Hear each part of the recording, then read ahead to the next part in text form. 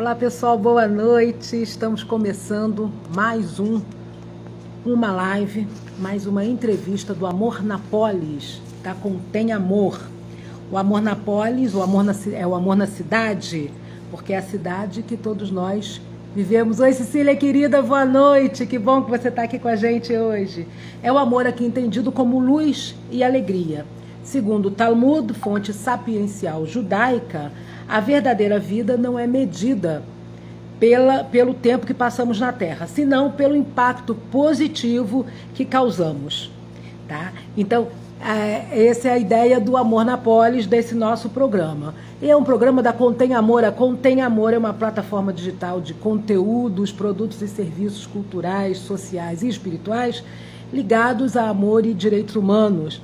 E o propósito da Contém Amor é melhorar a humanidade através do acolhimento humano e espiritual. E vocês podem acessar todo o nosso conteúdo, além do Instagram da Contém Amor, também no site www.conteamor.com.br.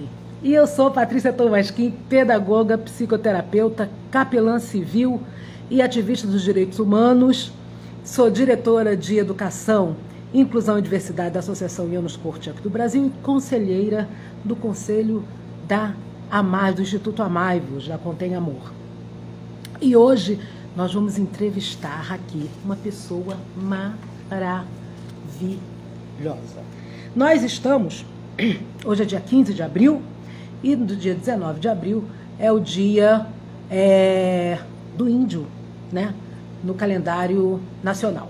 Então, hoje nós vamos, em função disso, né, nós vamos entrevistar a Nádia Acauã Tupinambá.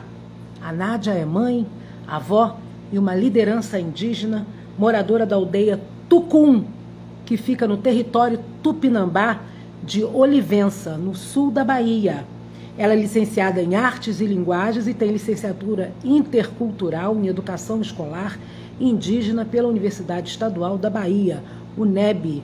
E também é educadora indígena e popular, formadora de educadores indígenas da Bahia, do programa Saberes Indígenas na Escola e na Formação Continuada. Nádia também é membro do Fórum Estadual de Educação Escolar Indígena. Ela é mestra griot da tradição oral, membro da Comissão Nacional de Mestres e Mestras Griot, conselheira espiritual, orientadora das plantas a serem utilizadas antes, durante e depois do parto.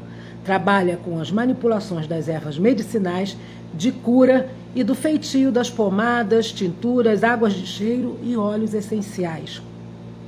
Ela também é condutora das cerimônias da ayahuasca, do sopro sagrado, rapé Tupinambá, e da bênção do templo sagrado, útero, para cura ancestral, usando a ginecologia natural, curativa e preventiva.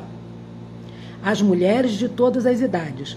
É cuidadora e guardiã das sementes nativas e dos saberes ancestrais e imateriais, massoterapeuta e terapeuta holística, condutora da vivência com os florais da lua. Então, gente, ela é maravilhosa e é uma grande honra recebê-la aqui. E ela já está aqui com a gente, a Nádia. Oi, Nádia, boa noite, Tony, boa noite, Marília, boa noite, todo mundo. Eu queria só, antes de subir a Nádia, falar da nossa data, dessa data do calendário nacional brasileiro, que é a data do Dia do Índio, dia 19 de abril, e eu vou ler para vocês. Ele foi criado no Brasil em 1943, mas houve uma reunião dos povos indígenas em 1940, eu vou ler aqui para vocês, para a gente ficar antenado aí no que acontece no Brasil desde então. Então, o Dia do Índio é celebrado no dia 19 de abril e foi criado pelo então presidente Getúlio Vargas, através do decreto 5.540 de 1943. Ela foi uma data proposta pelas lideranças indígenas em 1940, as lideranças indígenas do continente que participaram do Congresso Indigenista Interamericano, realizado no México. E eles haviam boicotado, os povos indígenas, os dias iniciais do Congresso, do evento, temendo que suas reivindicações não fossem atendidas, né? Imagina, se hoje não são, imagina naquela época. Não fossem ouvidas pelos homens brancos. Durante esse congresso foi criado o Instituto Indigenista Interamericano, também sediado no México, que tem como função zelar pelos direitos dos indígenas na América. O Brasil não aderiu imediatamente ao Instituto, mas houve uma intervenção do Marechal Rondon, que apresentou sua adesão e instituiu o Dia do Índio no dia 19 de abril, cumprindo a proposta do Congresso de 1940. E a data pode ser considerada um motivo de reflexão sobre os valores culturais dos povos indígenas e a importância da preservação e respeito a esses valores. Obviamente, de 1943 para cá, muita coisa aconteceu, muita água rolou, não é isso? E a gente sabe que nós devemos hoje em dia falar dos povos originários, que os indígenas são os nossos povos originários. E agora, então, vamos subir aqui a nossa querida Nádia Acauã Tupinambá e nós vamos para indígena, num tempo dos povos originários. E ela vai começar abençoando, como eles fazem sempre, com todos os rituais. Eu vou ser mais conduzida pela Nádia do que conduzir a entrevista. Então, vamos lá. Oi, Nádia, querida! Seja muito bem-vinda! Boa noite. Estou tentando mudar a câmera aqui para mim. Oi! Que linda! Você tá maravilhosa! Lembrando, fiz já a tua apresentação toda aí. Lembrando também tudo. Que nós somos companheiras no Feminina, que é um grupo, né, da URI, da União das Religiões, né, ligada à ONU. E nós duas fazemos parte desse grupo, Nádia representando as nações indígenas e eu representando o judaísmo. Meu amor, a live é toda sua. Pode começar.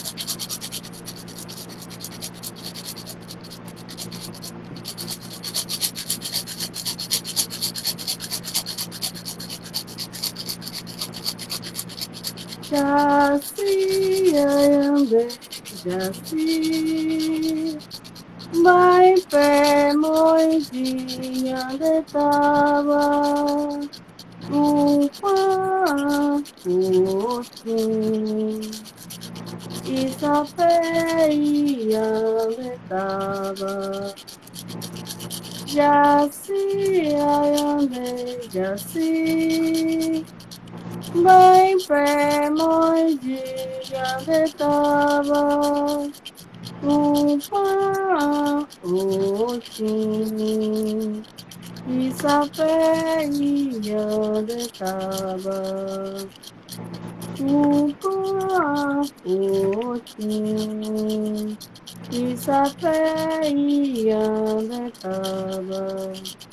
Ixê a só, xeci, jaci, tori, petigon. Ixê a só, xé um trico pão, peiande tava vi. Ixê a só, xeci, jaci, tori, petigon. Ixé a só, xé um trico pão, peiande tava vi. Ixé a só, xé um trico pão, peiande tava vi. Jurema, minha Jurema, rameia que eu quero ramear. Jurema, minha Jurema, rameia é que eu quero ramear. Foi com a força da minha Jurema. Eu tô curada e agora vou trabalhar. Foi com a força da minha Jurema. Eu tô curada e agora vou trabalhar. Eu tô com meu corpo fechado. Com minha Jurema e agora vou trabalhar.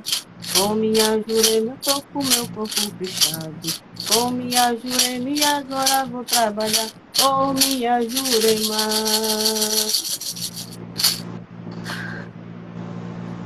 Lapituna, boa noite. Boa noite, Gratidão pelo convite, Patrícia, e a todas e todos que estão nesse momento nos assistindo. Bem, a gente está aqui para falar de uma temática sobre saúde, sobre cuidados, e também um pouco da nossa cultura, né, do nosso povo, e como que a gente trabalha tudo isso, e principalmente nesse momento de pandemia. Mas, para iniciar, queria dizer assim, que o que eu fiz aqui, né, um ritual, um pequeno ritual, que faz parte do nosso grande ritual. Cantando para a lua, Jaci, e nós estamos na lua nova, que é a lua da cura, que é a lua da limpeza, que é a lua que fazemos os cuidados. Mas essa lua também que nos direciona o nosso caminhar, nos direciona o nosso bem-estar também. Podemos perceber como estamos através da lua, através dos ciclos da lua. Nessa lua é o momento que a gente planta, é o momento que a gente colhe também, é o momento que poda. Podar para crescer, podar para florescer, podar para frutificar. E para nos dar o alimento, garantir o alimento. Então, a gente perceber que na cosmologia indígena não é um calendário simplesmente que nos direciona, e sim as fases da lua. É importante perceber-se que existem as formas diferenciadas, né, de se viver. E nós tentamos preservar nossa cultura. Não é muito fácil, porque nós estamos num local, aqui na aldeia Tucum, onde eu moro no sul da Bahia, é um lugar próximo do turismo. Uhum. Então, toda a costa brasileira tem esses lugares, né? Porto Seguro, aqui em Ilhéus, em Olivença, onde eu estou, território Pinambá. Esse território aqui que eu estou falando, na aldeia Tucum, somos 23 aldeias. Então, nós estamos na costa, bem na beira da praia. É um lugar que se aproxima do turismo. Nossa aldeia fica um pouco mais reservada, porém, é a mais próxima, né? Uma das mais próximas no litoral. Nessa costa litoral, nós temos outras aldeias.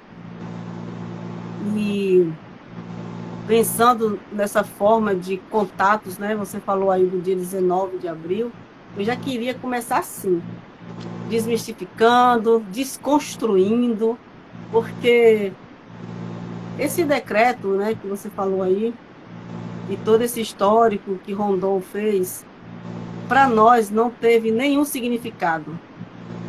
Uhum. Não é um dia que se decreta o dia do indígena. Né? E isso só é trabalhado nas escolas. Isso foi instituído no governo federal, naquela época de Getúlio, mas isso não foi implementado para nós, indígenas, por exemplo, porque nós temos calendários próprios, nós temos marcos, nós temos datas, né, comemorativas internas das nossas aldeias, nossos povos, todos os povos do Brasil. Então, um dos marcos que a gente tem, e todos os povos têm, são os marcos de reconhecimento étnico do território, né? Quando ele começa mesmo a surgir a nível de Brasil, quando as pessoas começam a perceber os indígenas no Brasil. Porque até então só se falava indígena no Amazonas. E o Nordeste... É verdade, como se não houvesse indígenas no Brasil todo, né? Agora, de 1943 até 2003 a gente teve essa situação assim, e aí então a gente tem o estatuto, né, na Lei 11.645, que faz de uma forma mais aprofundada esse reconhecimento, né, dos povos originários. Eu mesma, dentro da minha etnia judaica, né, estou contemplada também na 10.649, né, na lei, na questão do direito a você ter uma cultura. Você estava falando que a cultura indígena, ela não é um calendário, né, é só um calendário solto, ela está associada à lua e tal. Então, o tempo judaico também é um tempo associado à lua, a gente tem uma contagem lunisolar, e eu achei interessante que a gente também está nesse período que você chamou de poda, a gente também está numa coisa chamada contagem do Homer, que é uma contagem que a gente sai da Páscoa judaica, que é uma questão de liberdade, né, uma festa de liberdade, não tem nada a ver com a comemoração cristã, e a gente vai em direção a Shavuot, que são 49 dias, então você tem a conta aí de 7, né, da lua, que chega na questão da colheita mesmo. Então esse período todo do Homer, da contagem do Homer, ele é um período também de um pouco de recolhimento, mas dessa atividade que não é algo que todo mundo está vendo, né? Mas é uma contagem que você vai dia a dia. Mas, enfim, é um pouco isso. O Brasil tem muito que caminhar, né, Nádia, para o reconhecimento. A gente avançou um pouquinho e aí começamos a retroceder de novo, né? E aí eu passo de novo a palavra para você, para não te interromper. Não, pode interromper, né? A gente vai dialogando aqui. Acho que é importante, assim, né, fazendo os feedback, até porque o tempo é curto, não dá para falar de tudo muito extenso. A gente vai ter que estar... Você vai ter que voltar. Não dá para fazer uma conversa sobre essas temáticas em uma hora e nem em um dia, né? Isso tem que ser vários momentos de discussão e também vários momentos do ano, não pensar no indígena somente no abril, né? É isso que eu queria falar. Então, quando eu falo desmistificar, desconstruir, a gente, a partir de 88, né, da Constituição, e está lá garantido o nosso direito, é daí que a gente começa também a se organizar o que a gente quer, né, comemorar mesmo, o que a gente quer fazer dos nossos direitos, né, para estar valendo nossos direitos.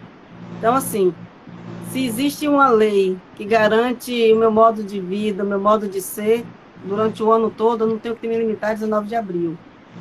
Depois, a lei 11.645, ela obriga as escolas a trabalhar com a cultura afro-indígena, né? Isso. E você está falando dessa mesma lei, né? Você falou 49, eu pensei que era outra lei. Não, você tem a 10.639, tem 11.645. Isso, são duas. 10.645. Que as escolas, elas falam que não tem conteúdo, não tem material didático, não tem nada para falar, e aí fica aquela história de não obrigatório. Na realidade, não é bem assim. A lei, ela fala exatamente para desconstruir, para falar aquilo que está no contemporâneo. Então, falar do indígena hoje, não é falar do indígena que está num livro didático, num livro que foi escrito e que ainda se reescreve, né, no MEC, no Ministério da Educação, os indígenas do passado. Então, a gente precisa pensar como é que estão os povos indígenas hoje. Então, hoje que eu falo a vocês é que o dia 19 de abril não nos representa. 19 de abril a gente não comemora. 19 de abril é o dia que mataram o índio Galdino em Brasília, queimado vivo. 19 de abril é um dia de luto, um dia de luta. E nós fazemos do abril, o abril indígena, o abril vermelho, o abril das reivindicações, o abril onde a gente acolhe todas as comunidades indígenas do Brasil inteiro, todas as etnias se reúnem em Brasília.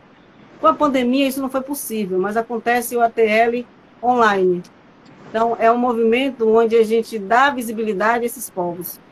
E depois de toda essa história que você falou do histórico, um grande momento que aconteceu dos povos indígenas foi aqui na Bahia, onde o Brasil nasceu, que foi o 2000. E 2000 dividiu o século, né? O século passado e o século de hoje. Então, naquele momento do ano 2000, onde todos os povos do Brasil se reuniu aqui, aonde nasceu o Brasil, né? Onde eles falam que foi o Brasil o lugar da invasão, que é a Coroa Vermelha.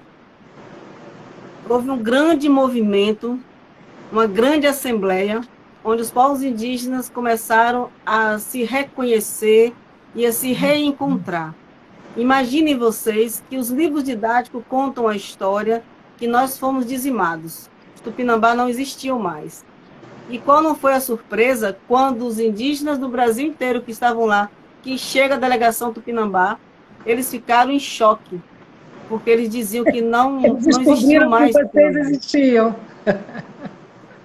E o governo, na época, o FHC, eles estavam fazendo uma suposta comemoração dos povos indígenas e eles queriam fazer de novo aquela reprodução da invasão, que eles chamam de descobrimento. E aí mandou construir 2 naus para inaugurar, fazer aquela simbologia, né, daquelas navegações chegando, e essas naus naufragaram. Para o nosso bem, elas naufragaram. E não houve essa comemoração do governo. Mas, ao saber que nós estávamos reunidos em uma grande assembleia dos povos indígenas, eles colocaram aquilo como conspiração e disseram que a gente estava querendo fazer uma grande revolução, falaram um monte de coisa e mandaram as tropas, o exército, né, a Força Nacional, para impedir o nosso momento de celebração, porque nós não estávamos ali para fazer comemoração, nós estávamos ali para fazer o nosso momento de luta nascer, de fato, com todos os povos, né? E aí se criou o ATL, um movimento que até hoje se acontece em Brasília, onde a gente se reúne. E esse movimento dos 500 anos, né, que ele tinha um tema que era resistência indígena, negra e popular, onde todos os movimentos se uniram aos povos indígenas. Um movimento lindo, então o governo se sentiu ameaçado. E ao mandar essas tropas, houve mais uma tentativa de dizimação dos povos. Foi um momento de dor, foi um momento de muita tristeza, e foi um momento, principalmente, que ficou marcado na história, com fotos, inclusive tem um Terena, né, que ele está na pista, com os braços abertos, na frente da Força Nacional. Então, essa foto rodou o mundo, né, foi uma coisa que chocou o mundo, não chocou só o Brasil, chocou o mundo.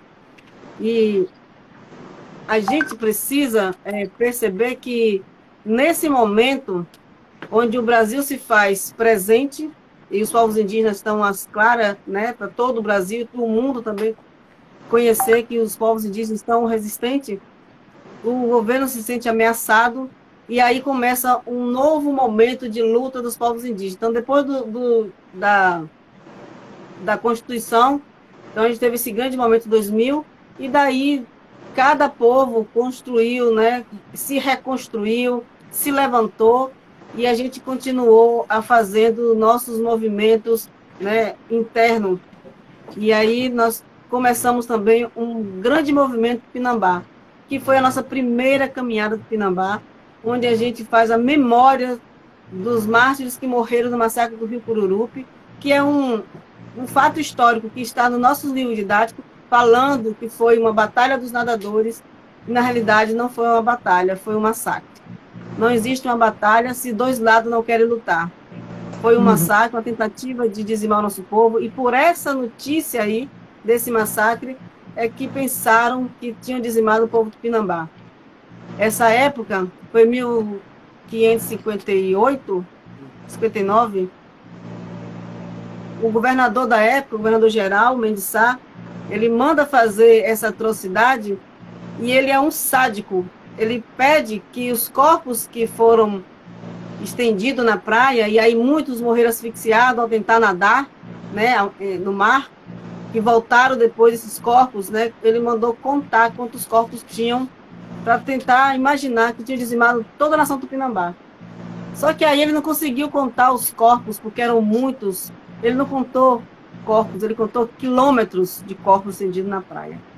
Então, ficou na história como o maior massacre entre os povos indígenas, né? Existem outros agravantes também, né? Houve recentemente do Guarani Kaiowá, existe em várias nações, existe uma tentativa de dizimação do povo. Mas esse fato histórico do Tupinambá ficou marcado mesmo. Até hoje, os livros didáticos, eles reproduzem. Só que eles colocam o Mendiçá como um herói. É verdade. Né? E assim são os bandeirantes, os jesuítas, todo mundo é herói para eles, né? E foram esses que tentaram nos dizimar, tentaram nos tirar dessa história. Infelizmente, também são esses que têm nomes de ruas, né? Então a gente tem a Avenida Mendiçá e enfim, a gente tem os nomes aí dessas pessoas. Praça Mendiçá, Praça Anchieta, isso, né? Isso. A gente tem isso.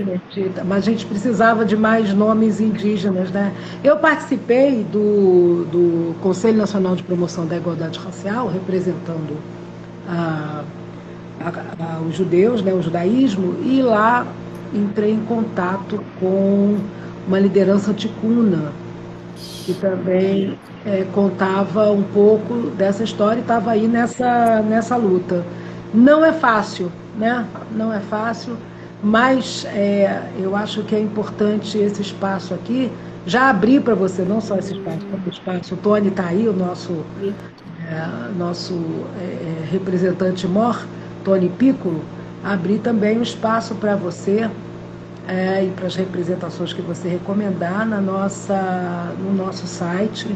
A gente tem lá uma parte toda voltada à questão indígena, depois você dá uma passeada lá e se você tiver desejo de se juntar a nós, não falei com o Tony ainda, mas eu já deixo aqui um convite, porque eu acho muito importante que os povos originários, enfim, e você aí representando a nação Tupinambá, que tenham um espaço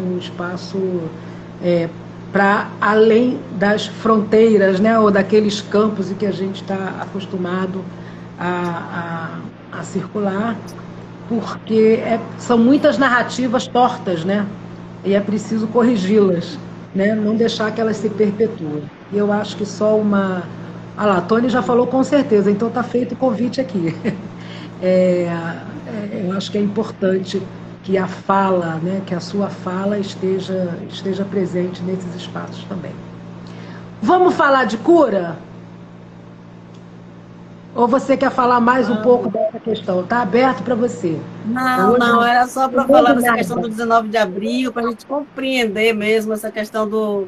Por que a gente não comemora o 19 de abril? Porque não temos nada para comemorar, né, de fato, que vem relacionado com o governo. Não é isso? Não, Abril Vermelho. Continuar nesse... Então, pessoal, nosso aqui é Abril Vermelho, não tem nada de 19 de abril, mas foi importante a gente fazer esse histórico.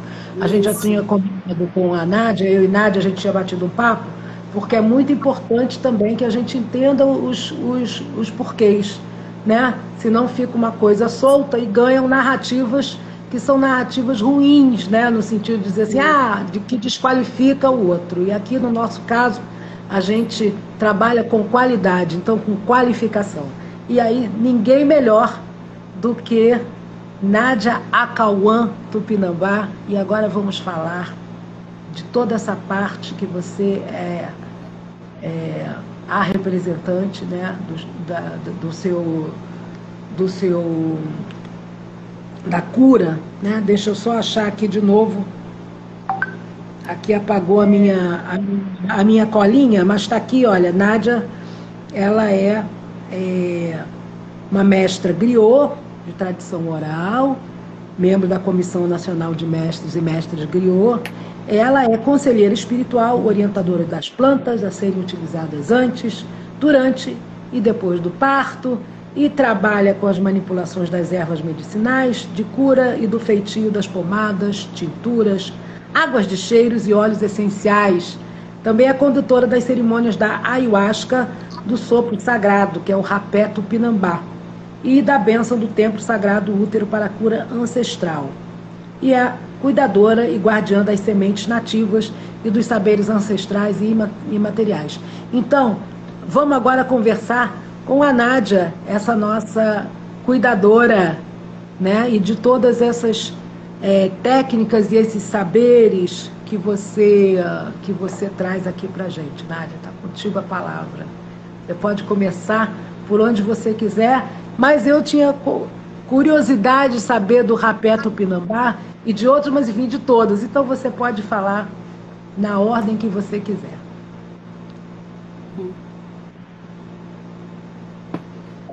Bem,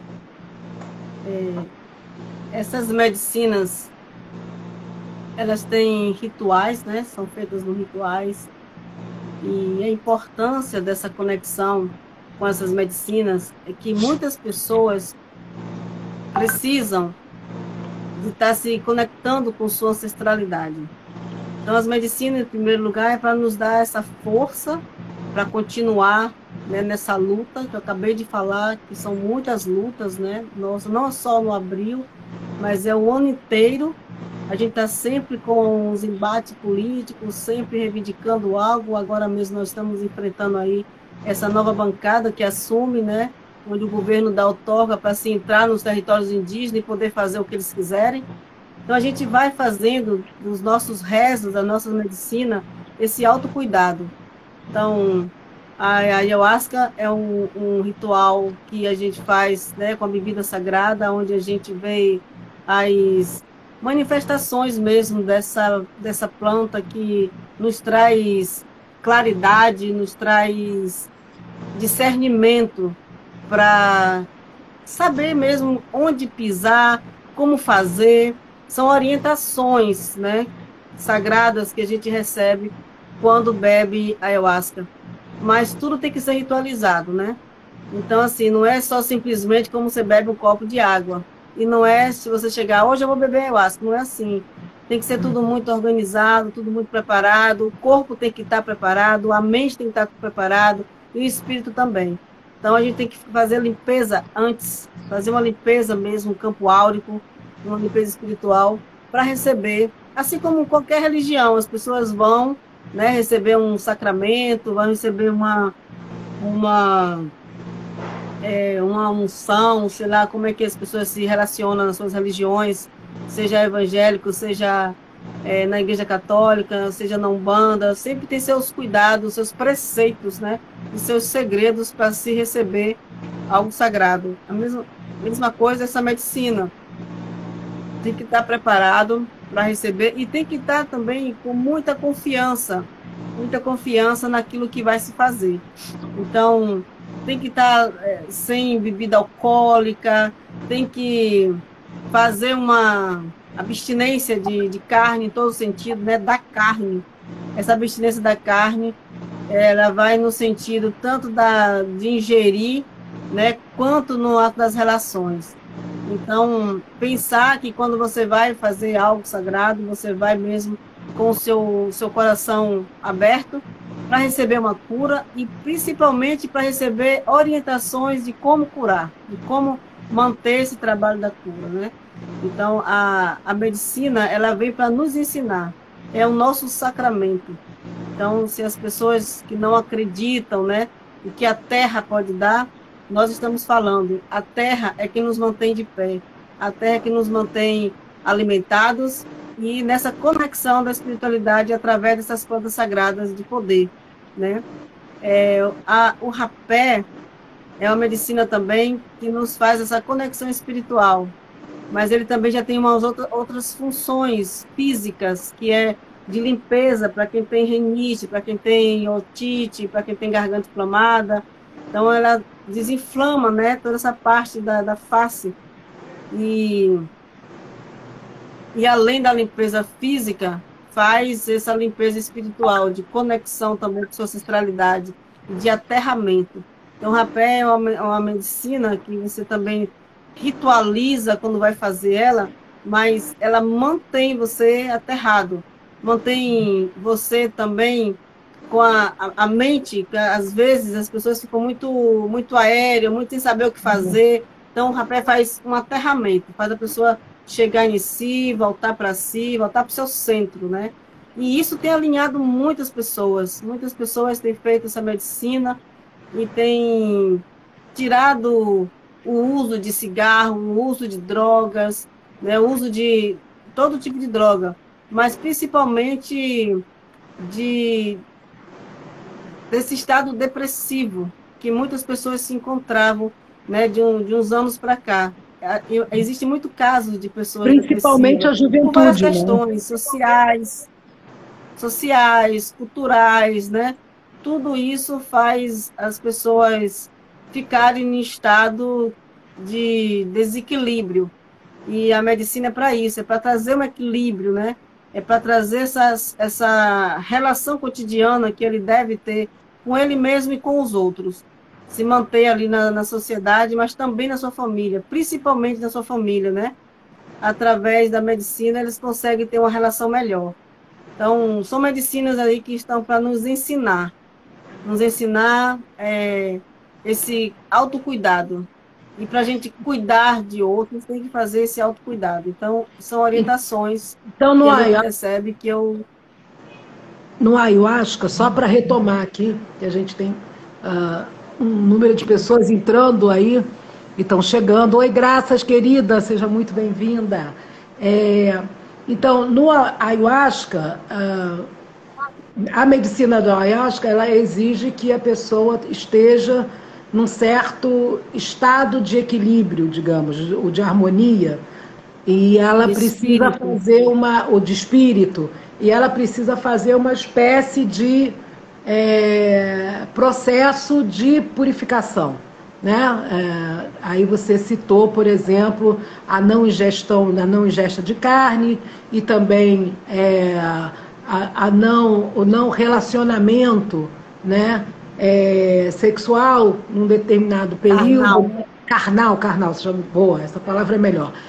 Relacionamentos carnais, né? Então a pessoa faz uma espécie de processo de purificação e aí ela faz esse ritual, obviamente orientado, e aí ela precisa de uma relação de confiança também com quem a está orientando, e aí é uma questão da pessoa alcançar um discernimento sobre si, sobre, enfim, talvez a sua missão, o que ela precisa fazer. Já o rapé, a medicina do rapé, além dela ser, vou chamar de desobstrutiva de toda a região, né, desses canais que você chamou de rinite, de toda essa parte da respiratória superior, ela também faz uma outra coisa que eu achei muito interessante, que é o centramento, ou seja, um aterramento, que você chamou, que a gente em psicoterapia chama de grounding, né?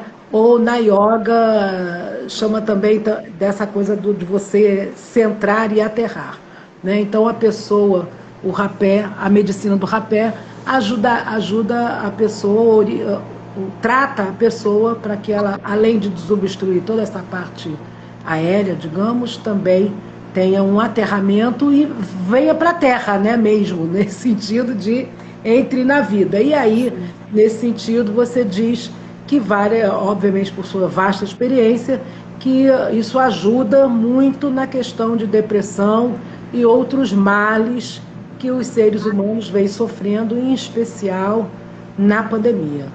Maravilhoso isso. E vamos em frente, está contigo a palavra de novo. Só fiz um resuminho e está aqui o pessoal te elogiando muito, as pessoas estão falando o tempo todo, Mara, que você é maravilhosa, sensacional, excelente entrevista e parabéns pelos esclarecimentos. E está passada a palavra, vamos continuar falando de medicina, de cura e orientação. Essas medicinas também, existem outras formas também de se conectar, sem ser a ayahuasca e ser o rapé, que são as ervas medicinais mesmo, né? As ervas que nascem no quintal das pessoas, as ervas que tem na comunidade, as ervas que a gente caminha, vai andando no caminho, e as pessoas pensam que é mato, por exemplo, e não são matos, são ervas, todas elas têm uma serventia, todas elas nascem para trazer uma cura. Então, tem um rezo que a gente faz, eu e o meu companheiro, a gente faz essas medicinas, sempre, eu não faço sozinha, né? Eu tenho esse companheiro que me acompanha nas vivências, que está do meu lado, que me ajuda também a produzir, a preparar, né? Os preparos dessas medicinas. E uma dessas medicinas é o tabaco rezado e cantado com a memória dos avós, onde a gente faz uma uma conexão direta com essas avós, algumas que já não estão nesse plano, outras que ainda estão aqui, e que as pessoas entram num processo de autoconhecimento, mas de auto também reencontro com essas avós. É um momento muito forte, um momento muito lindo, onde essas ervas, cada uma vai dialogando com elas. E é impressionante que cada pessoa que está naquele lugar, ela vai se conectando com uma dessas ervas, vai conversando com ela, vai falando, vai sentindo a necessidade do uso delas, né?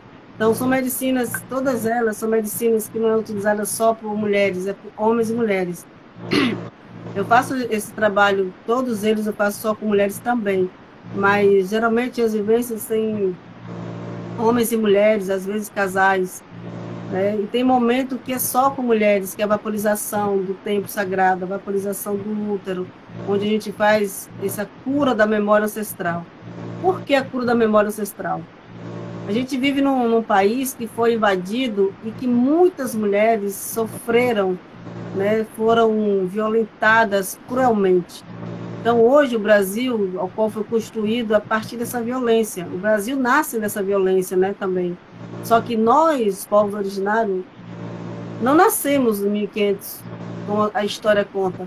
Em 1500 surge os índios, como a gente se tivesse, né, aparecido só a partir dali. Nós estamos aqui há milhares de anos. A nossa cultura é milenar.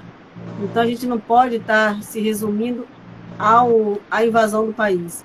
Mas nessa invasão do país, ao chegar essas pessoas aqui que invadiram, violentaram as negras, as índias, né? Violentaram mulheres, inclusive mulheres europeias também, aquelas os judias também, que estavam com tinham vindo das caravanas lá, expulsas de Portugal. E as mulheres indígenas que sofreram nessa época, elas foram tiradas do seio de sua família. Muitas delas foram arrancadas mesmo, com toda a violência, como se tira um animal assim, selvagem, e sai puxando pelos cabelos, né? Sai puxando de qualquer jeito, para ser violentada. Muitas delas foram mortas, muitas delas foram viver de outra forma, em outro lugar, muitas delas se suicidaram, porque não aguenta essa pressão de ser tirada do seio de sua família, né? Então, assim, essa dor que as mulheres trazem, ela vem dessa violência, porque essa violência gerou a nação brasileira.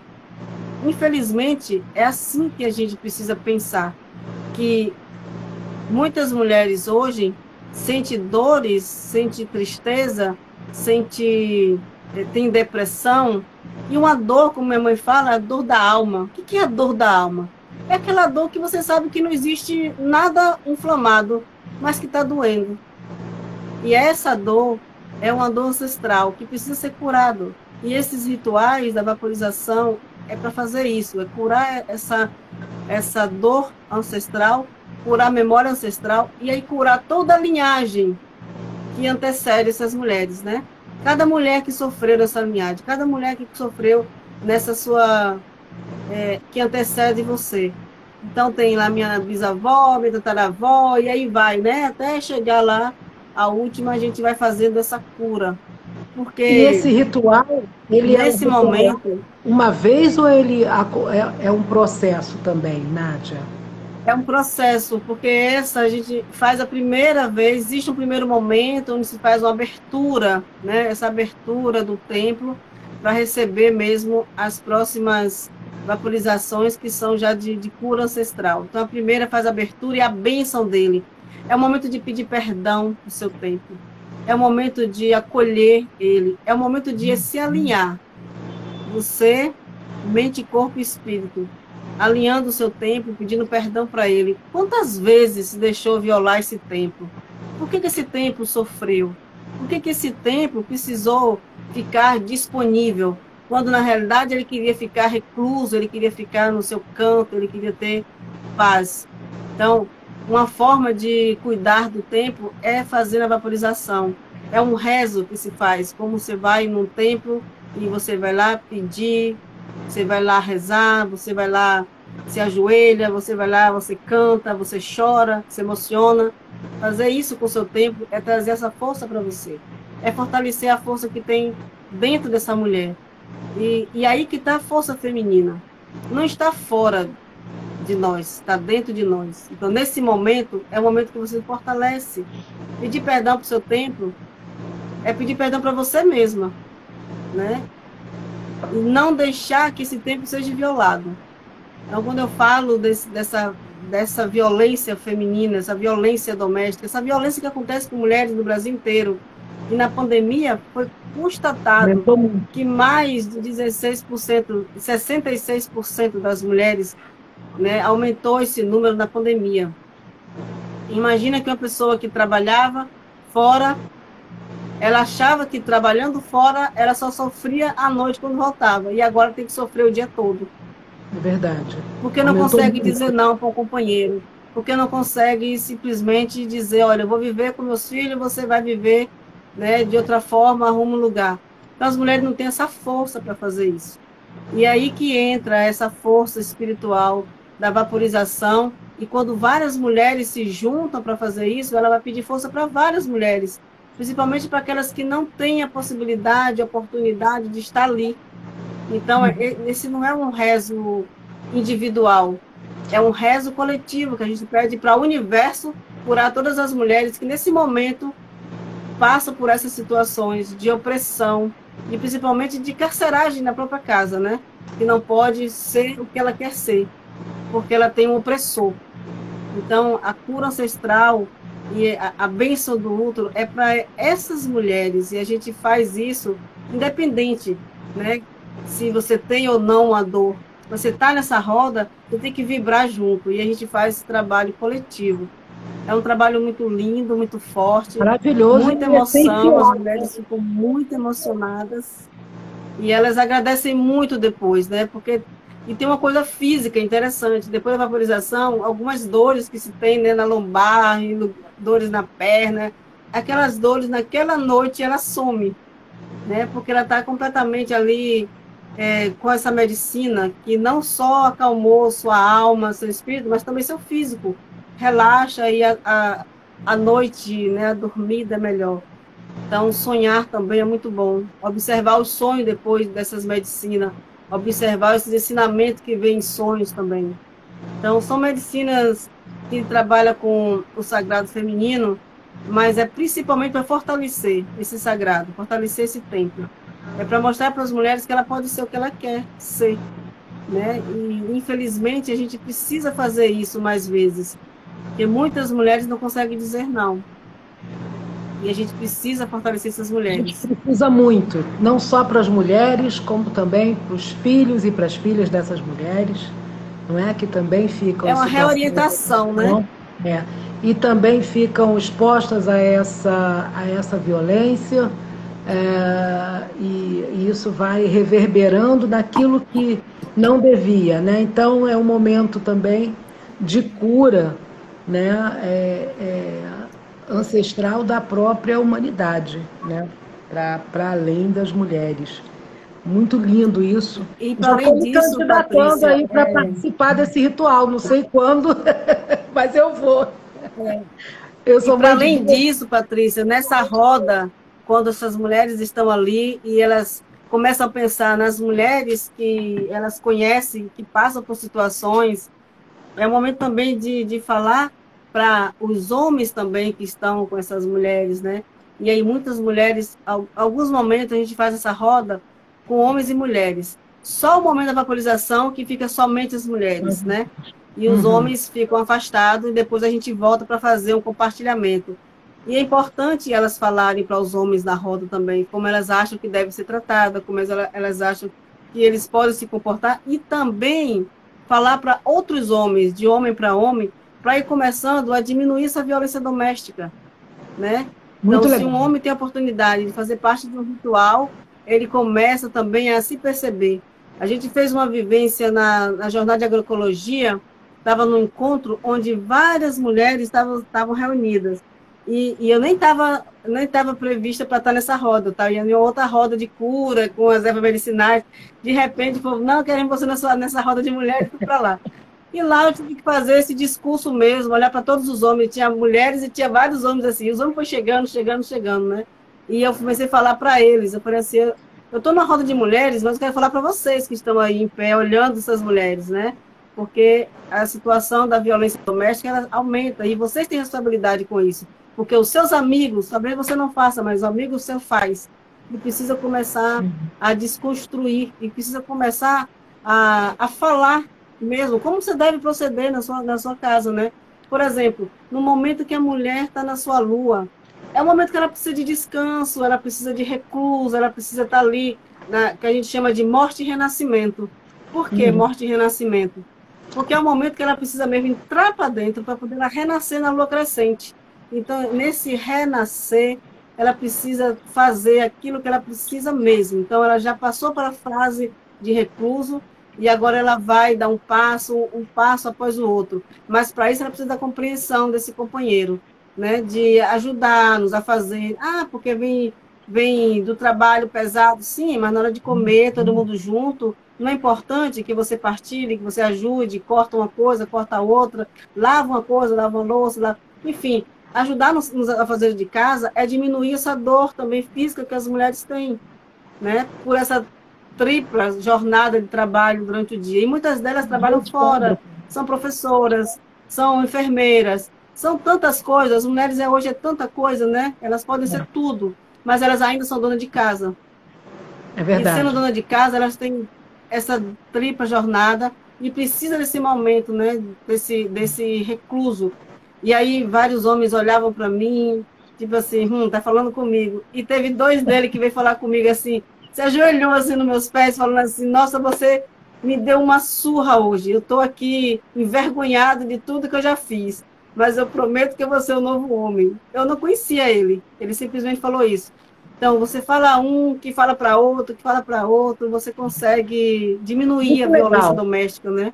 A gente vai ter aqui, no dia 6 de maio, eu vou entrevistar o Leandro Shoa, que vai falar, ele é do Instituto Shanti, ele vai falar sobre a questão da masculinidade tóxica e vai falar disso tudo, que ele trata, né, ele fala com os homens, né, para os homens, e a gente vai desenvolver mais e com certeza vou mandar essa sua live para ele ouvir um pouco, e quem sabe você também dá uma participada, porque agora o Instagram autoriza a gente, né, a ter até 4 participantes, e quem sabe você sobe em algum momento, dia 6 de maio, se você tiver, para vocês 2 trabalharem isso, que vai ser muito, muito lindo.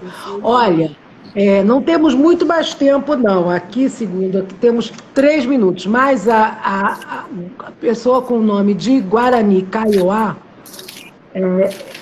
escreveu, eu também quero participar desse ritual. Você só faz na sua aldeia ou faz em São Paulo também? Uma pergunta aí para você, do nosso público. Então, esse encontro acontece assim, as pessoas organizam seu grupo em qualquer lugar do mundo e eu vou lá fazer a vivência, né?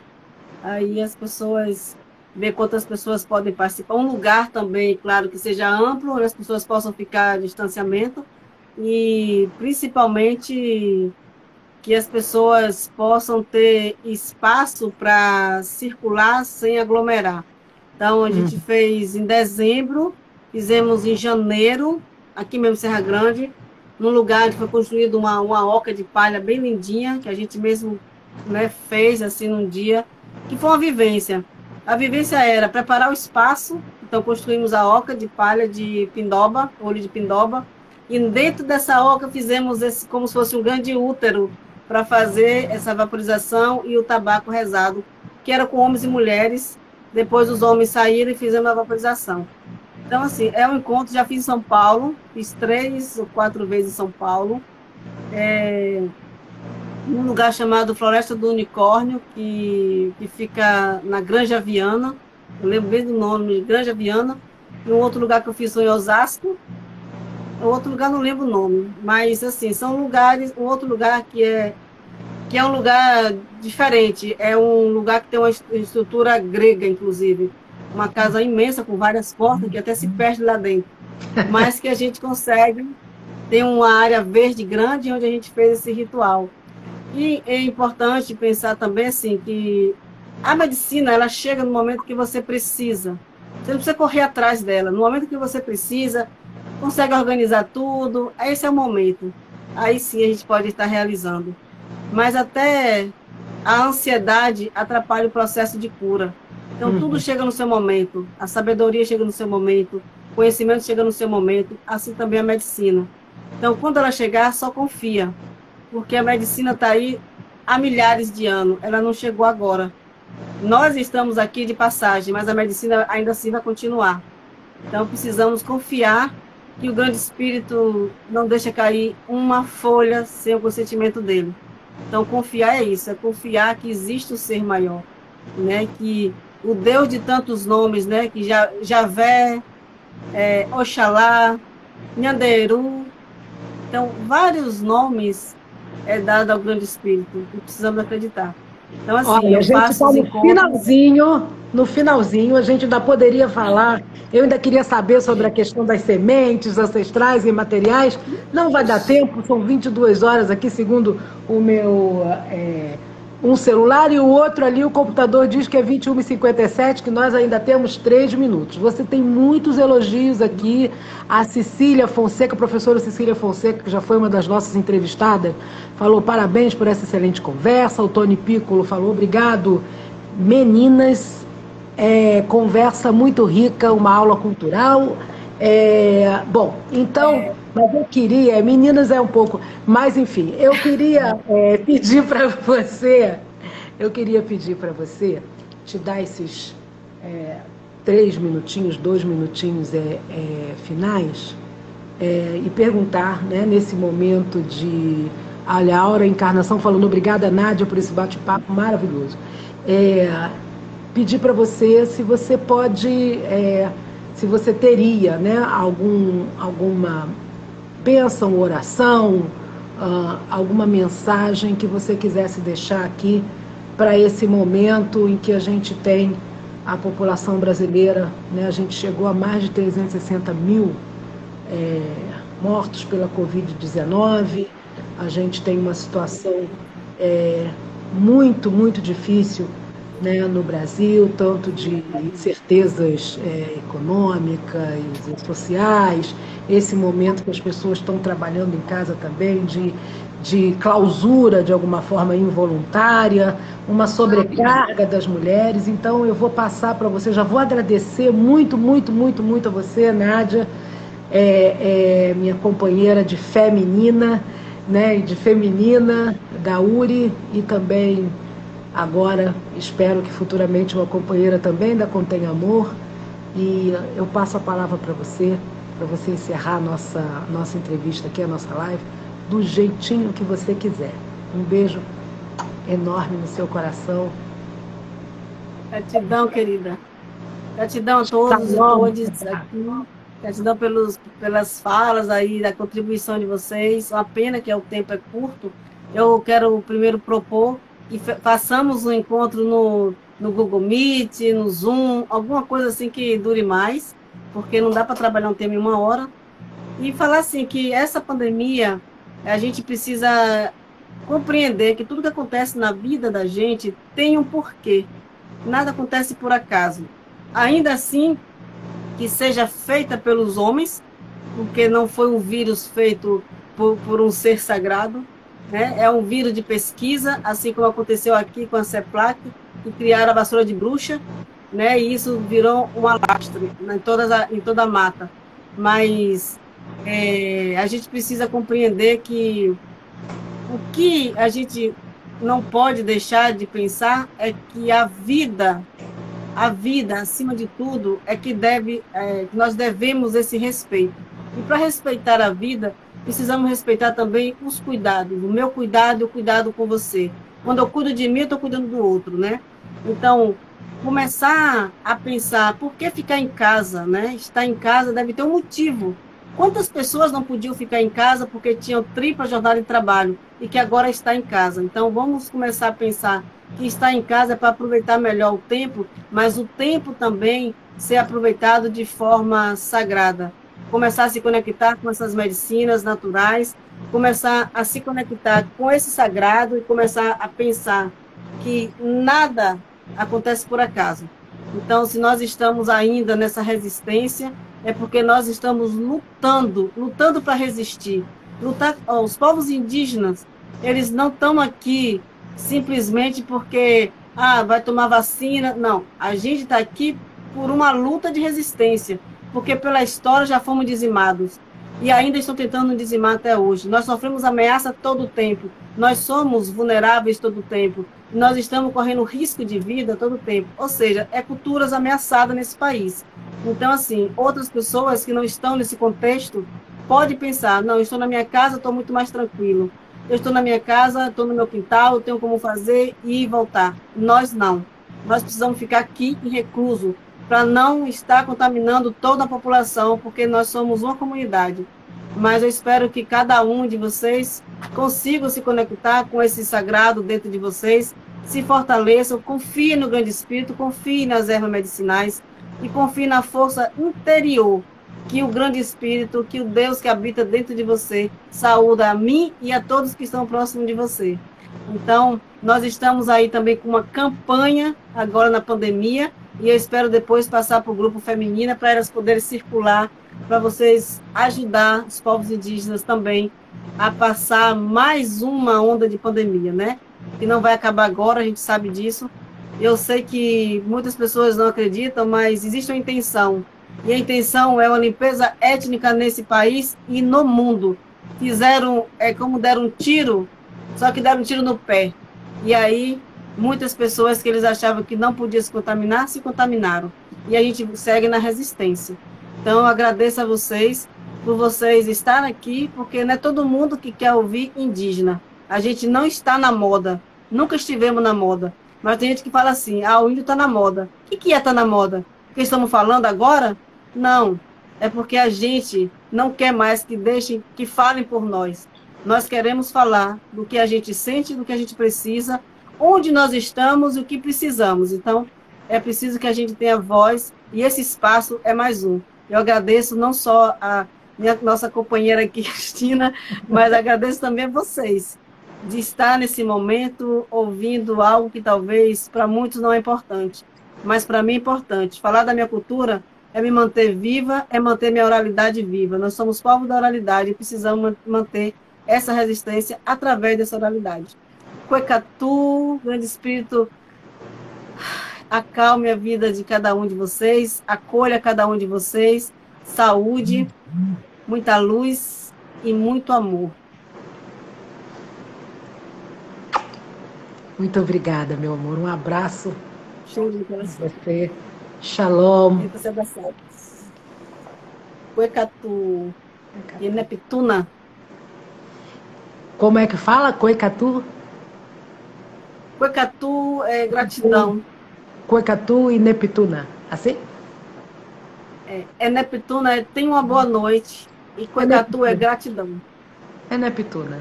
Pessoal, tchau. Até a próxima, Nádia. Muitíssimo obrigada. Um beijo enorme, um abraço em seu coração.